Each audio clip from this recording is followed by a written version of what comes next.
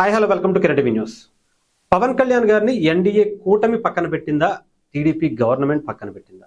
ఎందుకని పవన్ కళ్యాణ్ గారు రీసెంట్ గా ఎన్డీఏ కూటమికి సంబంధించినటువంటి ఒక అద్భుతమైనటువంటి విజయాన్ని అందుకున్నటువంటి బీహార్ ఎందుకు వెళ్ళలేదు? మొన్న సిఏఏ సదస్సుకి ఎందుకు హాజరు కాలేకపోయారు? అక్కడ ఎలాంటి ఫంక్షన్స్ కి కూడా పవన్ కళ్యాణ్ హాజరు కాకపోవడంతో మిగతా ఎక్కడైనా యాడ్స్ వచ్చినా లేదంటే ఏదైనా ప్రభుత్వం నుంచి ఏదైనా పథకాలకు సంబంధించి ఏదైనా ఒక పేపర్ యాడ్స్ వచ్చినా కూడా దాంట్లో కూడా ఎక్కడ పవన్ కళ్యాణ్ గారి ఫోటో కూడా వేయటం లేదు. అసలు ఏం జరుగుతుంది? పవన్ కళ్యాణ్ గారిని పక్కన పెడుతుంది ఎవరు? ఇవి తెలుసుకునే ప్రయత్నం చేద్దాం. మనతో పాటు సీనియర్ రాజకీయ విశ్లేషకులు చంద్ర శ్రీనివాస్ గారు ఉన్నారు. ఆయన అడుగు. సార్ నమస్తే. సార్, మీరు చూడొచ్చు పవన్ కళ్యాణ్ గారిని సిఏఏ సదస్సు కావచ్చు, కొన్ని విషయాల్లో మనం మాట్లాడుకున్నాం. ఆ పేపర్ యాడ్స్ లో కావచ్చు, అన్నింటిలో పక్కకు పెట్టినట్టుగానే కనిపించింది. ఎస్పెషల్లీ మొన్న జరిగినటువంటి బీహార్ ఎన్నికల్లో అంత అద్భుతమైనటువంటి విజయం అందుకున్నటువంటి ఇండియా కూటమిలో భాగంగా ఉన్నటువంటి పవన్ కళ్యాణ్ గారిని పిలవలేదా, లేదా పవన్ కళ్యాణ్ గారు వెళ్ళలేదా? అసలు అక్కడ ఏం జరుగుతుంది? ఇది ప్రజలకి తెలుసుకోవాల్సిన అవసరం. ప్రజలకి ఆంధ్రప్రదేశ్లో జగన్మోహన్ రెడ్డి గారు సంక్షేమ వాటిని అభివృద్ధి మర్చిపోయారు అని చెప్పితే 10 సంవత్సరాలు అధికారం చలాయిద్దాం అని చెప్పి అనుకున్న జగన్మోహన్ రెడ్డిని కాదని 11 సీట్లకి పరిమితం చేశారు ఆంధ్రప్రదేశ్ ప్రజలు. మరి అదే ప్రజలు ఇప్పుడు 124 సీట్లతో, అనేక ఎంపీ సీట్లతో మంచి మెజార్టీ ఇచ్చారు. ఇచ్చినప్పుడు ఎలా పరిపాలన చేయాలి? మోదీ గారు ఆశీస్సులు ఉన్నాయి. మోదీ గారు ఏమో ఈయన పవన్ గారు తుఫాన్ అని చెప్పేసి బహిరంగానే పార్లమెంట్ సాక్షిగా చెప్పాడు. ప్రమాణ స్వీకారం వచ్చేప్పుడేమో చిరంజీవి గారు ఒకవైపు, పవన్ కళ్యాణ్ ఒకవైపు ఇద్దరు చేతులెత్తి వీళ్ళు ఈ దేశానికి కావాలని చూపించాడు. ఆ తర్వాత సంక్రాంతి పండుగలో కూడా ఆయన పక్కన కూర్చోబెట్టుకున్నాడు. పద్మవిభూషణుడు చిరంజీవి గారు, ఒకవైపు Pawan Kalyan power star, national political స్టార్గా అవతరించాడు. మరి మహారాష్ట్రలో వెళ్ళినప్పుడు మనం చూసాం, విజయానికి బీజేపీకి తన సాయశక్తిలా కృషి చేశాడు. ఆ తర్వాత మురుగున సమావేశానికి తమిళనాడులో ఎంత ప్రజాదరణ ఉందో చూసాం. తర్వాత కర్ణాటకలో కూడా వేరే ప్రభుత్వం ఉన్నా కానీ కుంకి ఎన్నికల విషయంలో వాళ్ళు పవన్ కళ్యాణ్ గారు సాగుతారు. రాజకీయాలు అనేది ఎలక్షన్ వరకే ఉండాలి తప్పితే ఆ తర్వాత అందరూ కలిసికట్టుగా పనిచేసుకోవాలి. మీరు అధికారంలో రావడానికి కారణమైన వ్యక్తిని 2014లో అనుభవం ఉన్న వ్యక్తి రాష్ట్రానికి కావాలని త్యాగం చేసింది పవన్ కళ్యాణ్ గారే. అది ఎవరు కాదలేదు. అప్పుడు తక్కువగా పవన్ కళ్యాణ్ గారిని అంచనా వేశారు. 2019లో విడిగా పోటీ చేశారు. ఏమైందో తెలుసు. జగన్మోహన్ రెడ్డి గారికి అవకాశం.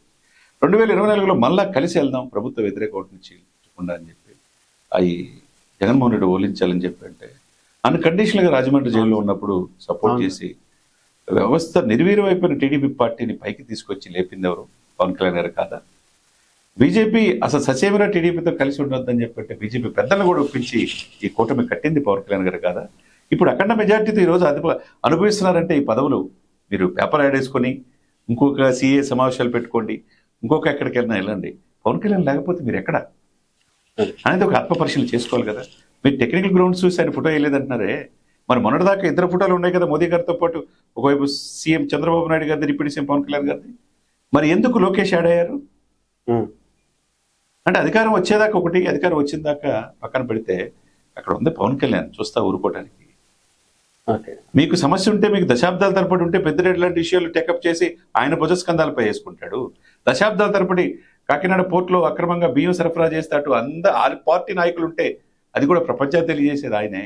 ఎర్రచందనం స్మగ్లింగ్ అవుతుందని తెలియజేసేది ఆయనే. కుంకి వేణుకలు తీసుకొచ్చేది ఆయనే. 12,336 గ్రామాల్లో గ్రామ సభలు పెట్టేది ఆయనే. అస్తవ్యస్తమైన గ్రామీణాభివృద్ధిలో 16వ ప్లేస్లో ఉంటే 3వ ప్లేస్ తీసుకొచ్చేది ఆయనే.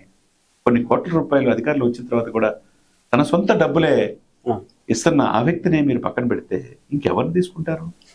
సరే, సిఐఏ సదస్సుకి తీసుకెళ్ళలేదు, ఆయన సరైన ఆహ్వానం లేదంటున్నారు, రకరకాలు వినపడుతుంది. మరి 15 సంవత్సరాలు మీరు కలిసి ఉందాం అనుకున్నప్పుడు ఆంధ్రప్రదేశ్లో ఇలా పవన్ కళ్యాణ్ గారిని పక్కన పెడుతుంటే ఇంటెన్షనల్గా ఎవరికి లాస్? ఇక్కడ ఈ కోరిక నెరవేరిద్దంటారా? అదొకటి. 2, అతి కీలకమైన సభకి బీహార్లో వరుసగా 10వసారి ముఖ్యమంత్రిగా నితీష్ కుమార్ గారు చేస్తే ఎన్డీఏలో మిత్రపక్షాలు 26 పార్టీలు ఉంటే ఒక ఎంపీ సీట్ వచ్చిన వాళ్ళు కూడా వెళ్ళారు అక్కడ ప్రమాణ స్వీకారం. చివరికి చంద్రబాబు నాయుడు గారితో పాటు లోకేష్ గారు కూడా వెళ్ళారు. మరి పవన్ కళ్యాణ్ గారు ఈ కూటమి జట్టు కట్టి ఇది అధికారంలో రావడానికి కారణం వ్యక్తి, 124 భారీ మెజార్టీగా వచ్చిన 124 ఎమ్మెల్యే తక్కువ సీట్లు తీసుకొని అందరినీ గెలిపించిన వ్యక్తి, ఎంపీ సీట్లు తీసుకొచ్చి ఈ ఎంపీలే మోదీ గారు 3వసారి ప్రధానమంత్రి అవడానికి కారణమైన వ్యక్తి. ఒకవైపు నితీష్ కుమార్ గారితో, రెండోది పవన్ కళ్యాణ్ గారు. అది 100%. ఈ దేశం అందరికీ తెలుసు. మరి ఆ వ్యక్తి దేశ రాజకీయాల్లో ఉండి 100 కోట్ల మంది హిందువులకి సనాతన ధర్మ పరిరక్షకుడిగా ఉంటే ఆ వ్యక్తి ఎందుకు వెళ్ళలేదు? ఈయన పిలవలేదా? ఈయన వెళ్ళలేదా? కారణాలు ప్రజలకు తెలియాలి కదా. ఒకవైపు వైసీపీ వాళ్ళు విమర్శిస్తున్నారు, గ్రాఫ్ తగ్గింది, పక్కన పెట్టేశారు, వాడుకొని వదిలేస్తారని మొదటి నుంచి చెప్తున్నారు వాళ్ళు. అవును సార్, జాగ్రత్త మీరు వాడుకుని వదిలేస్తారు చంద్రబాబు నాయుడు గారు అంటున్నారు. మరి ఇప్పుడు అది నిజమేనా నమ్మాలా, లేకపోతే పొరపాటు జరిగిందా?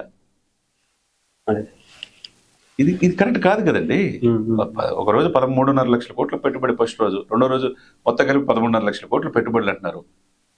గ్రాఫ్ మొత్తం కూడా చంద్రబాబు నాయుడు గారు, ఒకవైపు లోకేష్ గారు, పవన్ కళ్యాణ్ గారు ఏరి. ఇంకోటి తెలుసో లేదో, నిన్నటి నుంచి బ్రేకింగ్, పవన్ కళ్యాణ్ గారి ఫోటోలు క్రమేపీ తొలగిస్తున్నారంట. అంటే ప్రభుత్వ కార్యాలయం. అది కరెక్ట్ కాదు కదా. అది కూడా ఒకటి వస్తుంది. మరి మీరు పెట్టింది మీరే, ఇప్పుడు తొలగిస్తే, ప్రాధాన్యత తగ్గిస్తే తగ్గిపోవడానికి అక్కడ ఉంది పవన్ కళ్యాణ్ గారు కదా. ఆయన ఎంత దూరం చేసుకున్నారో ప్రభుత్వం అధికారం అంత దూరం అయింది. ఈ 15 సంవత్సరాల కలలాగానే మిగిలిపోతే అవసరం వైసీపీకి అవకాశం ఇచ్చినట్టు. మనం నిజాయితీగా ప్రజల్లో ఉన్నది చెప్తాం. హరీష్ గారు, కిరణ్ గారు చెప్పినా, నేను చెప్పిన, నువ్వు చెప్పినా, ప్రజల్ని కొంచెం అంటే సుస్థిర పాలన ఉంది, 15 ప్రజల్లో ఏముందో చెప్పడం, అభివృద్ధి కావాలి, ఇలాంటి ప్రజల ఆస్తుల పైన, ప్రజల స్థలాల పైన రాళ్ల మీద ఆయన ఫోటో వస్తుంది, సంక్షేమం అంటే అభివృద్ధి మర్చిపోయారు, ఈయన ప్రజలు దూరం అవుతారని చెప్పాం ఆ రోజు. పవన్ కళ్యాణ్ గారు అనే వ్యక్తి త్యాగాలకు సిద్ధపడి ఈ కూటమి కట్టాడు. మోదీ గారు ఆశీస్సులు, పవన్ కళ్యాణ్ గారి పోరాట పట్టిమ వల్ల అధికారంలో వస్తుందని చెప్పిన వాళ్ళం. అదే సమయంలో ప్రజల్లో ఏముందో కూడా చెప్పాల్సిన బాధ్యత మనది.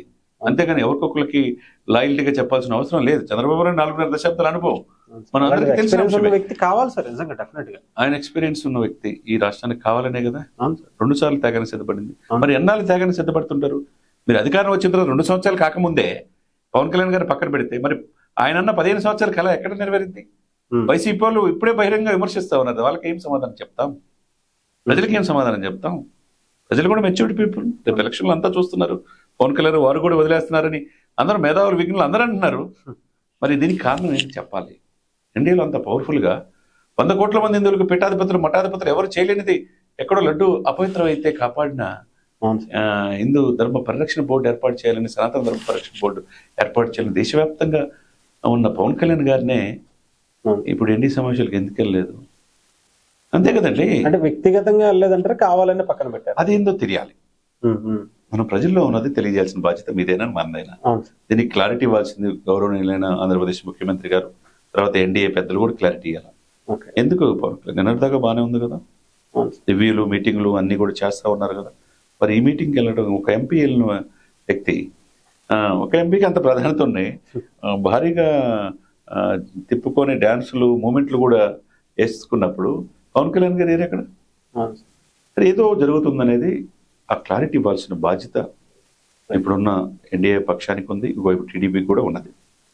రైట్ సార్, అంటే ఏం చూద్దాం సార్, అంటే ఆయనకి ఆహ్వానం అందిందా, అందలేదా, కొన్ని ఎవరినన్నా పంపించారా అనేది కూడా క్లారిటీ రాలి. ఎక్కడైతే జనసేనకు సంబంధించినటువంటి ఎంపీలు కూడా ఎవరు వెళ్ళినట్టుగా కనిపించాలి, ఉన్న ఇద్దరు కూడా. మరి పవన్ కళ్యాణ్ గారిని వాంటెడ్ గానే పక్కన పెట్టారా, లేదంటే యాదృచ్ఛికంగా ఏమన్నా జరిగిందా? వాంటెడ్ గా పక్కన పెడితే వాళ్ళంత దురదృష్టవంతులు ఎవరు ఉండరండి. ఎందుకంటే మనం పవన్ కళ్యాణ్ గారికి ఏం కాదు, పవన్ కళ్యాణ్ ఇమేజ్ రోజు రోజు అటు సినిమాలో, రాజకీయాల్లో పెరుగుతుంది. నేను పుట్టపర్తి వచ్చినప్పుడు కూడా మోడీ గారి పక్కన రైట్ ఎవరున్నారు? పవనే ఉన్నాడు. ఎందుకంటే ఆయన ఏ రాజకీయ ఇది పదవి కావాలని కోరుకోవట్లా. సుస్థిరమైన ప్రభుత్వం సెంట్రల్ లో ఉండాలనుకుంటున్నాడు, ఈ దేశంలో ఉండాలనుకుంటున్నాడు. రాష్ట్రంలో సుస్థిరమైన ప్రభుత్వం ఉండాలి, వ్యాపారాలు ఉండాలి, పరిశ్రమలు రావాలి, ఎంప్లాయ్మెంట్ కల్పించాలని చెప్పేసి కోరుకుంటుంది ఆయన. ప్రకృతి సంపదలను ఎవరు దోచేయకూడదు, ప్రభుత్వ ఆస్తులను పరీక్షించాలనేది ఆలోచిస్తున్నాడు. కాబట్టి ఆయనకేం భయం లేదు. ఆయన ఎంత తగ్గిద్దాం అనుకుంటే ఆయన అంతా పెరుగుతాడు అంతే. నిజంగా సార్, అలాంటి అంటే కూటమి కలిసి ఉండాలి, కలిసి ఉంటేనే ఆంధ్రప్రదేశ్ బాగుంటది, ప్రజలకి అభివృద్ధి జరుగుద్ది అనే ఉద్దేశంతోనే ఎవరైనా కానీ కోరుకునేది, మేమైనా సరే. సో అలాంటి పవన్ కళ్యాణ్ గారిని కలిసి ఉంటేనే కూటమి అనేది ఒక బలంగా ఉండి ఇంకా 15 సంవత్సరాలు పవన్ కళ్యాణ్ గారు అన్నట్టుగా ముందుకెళ్లేటువంటి పరిస్థితి ఉంటుందని చంద్ర శ్రీనివాస్ గారు చెప్తున్నారు. Thank you.